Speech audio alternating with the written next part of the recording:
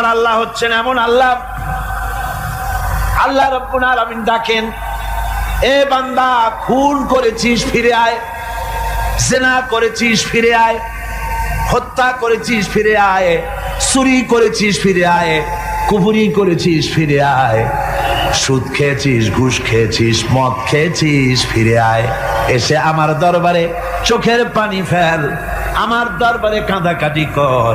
ইন্নাল্লাহা ইয়াগফিরুয যুনুবা জামিআ ইন্নাহু হুয়াল গফুরুর রহিম।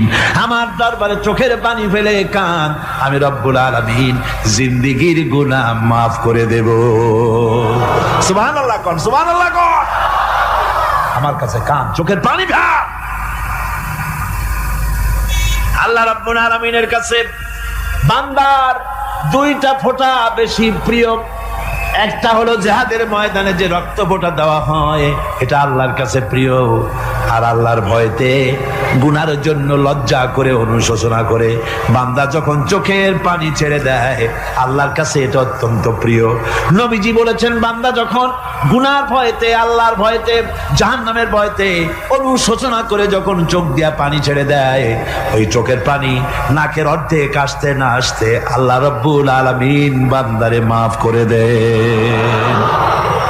আল্লাহ বরদাস্ত করতে পারেন না যে বান্দা কান্দে। আমার ভাইরা, আল্লাহ রহমত, এই পৃথিবীতে আল্লাহর রহমতকে 100 ভাগ করা হয়েছে। আল্লাহ রহমতের কত ভাগ? এই 100 ভাগের 1 ভাগ